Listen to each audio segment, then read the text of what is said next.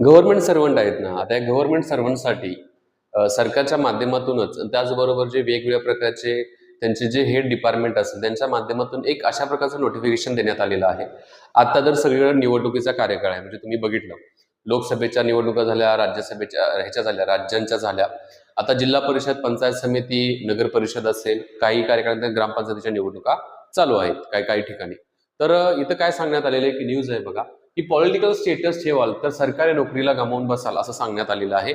आणि हे योग्य का आहे की सरकारी कर्मचाऱ्यांनी कुठल्याही पक्षाचा प्रचार नाही करायचा, कुठल्याही पक्षाचा स्टेटस नाही ठेवायचा पक्षाचा उमेदवाराचा, कारण त्यांनी तटस्थ असणं गरजेचं असतं. निवडणुकीच्या ठिकाणी हे सरकारी कर्मचारीच काय करत असतात तर काम करत असतात. आणि त्या दृष्टिकोनातून काय करण्यात आलं तर हे सांगण्यात आलेलं आहे.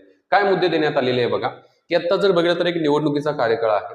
या निवडणुकीच्या कार्यकाळामध्ये काही ठिकाणी बघा जे सरकारी कर्मचाऱ्यांच्या माध्यमातून थेट किंवा अप्रत्यक्ष पद्धतीने काय केलं जात आहे तर एक प्रचार केला जात आहे. आणि तो प्रचार करणं हे काय आहे तर एक जे काही कोड ऑफ कंडक्ट राहतो ना त्याला एक बगल देण्यासारखं आहे. आणि त्या दृष्टिकोनातून त्यांच्यावरती कारवाई केली जाऊ शकते. काय काय मुद्दे आहेत बघा. समजा एखाद्यानं जर स्टेटस ठेवला, म्हणजेच राजकीय स्टेटस असेल, पोस्ट असेल, रील्स शेअर करणे वगैरे असं जर केलं तर त्यांच्यावरती कारवाई केली जाऊ शकते. एक कारणे दाखवा नोटीस दाखवावं लागेल त्यांना. दुसरं त्यांची चौकशी केली जाऊ शकते, त्यांना निलंबित केलं जाऊ शकतं. त्याचबरोबर गंभीर प्रकरणामध्ये त्यांना त्यांच्या नोकरीवरून बडतर्फ पण केलं जाऊ शकतं. कोणाच्या माध्यमातून केलं जाऊ शकतं किंवा या सगळ्यावरती नजर जी आहे काय केली जाते तर ठेवली गेलेली आहे. कुणी ठेवलेली आहे नजर याच्यावरती तर तक्रार, म्हणजे थोडक्यात तक्रार कुठे कराल याच्या संदर्भात म्हणजे नजर ठेवलेली कुणी आहे बघा.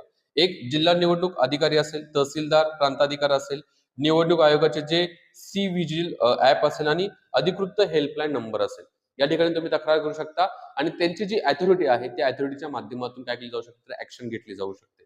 कशावरती नजर ठेवली गेलेली आहे बघा.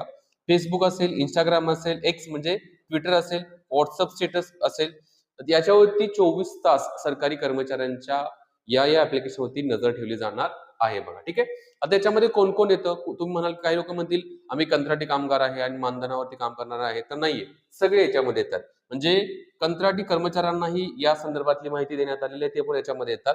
कंत्राटी असतील, मानधनावरचे असतील किंवा आउटसोर्सिंग कर्मचारी असतील, जे कर्मचारी सरकारच्या कार्यालयामध्ये काम करतात पण ते आउटसोर्सिंग केलेले आहेत त्यांनाही लागू होतं बघा.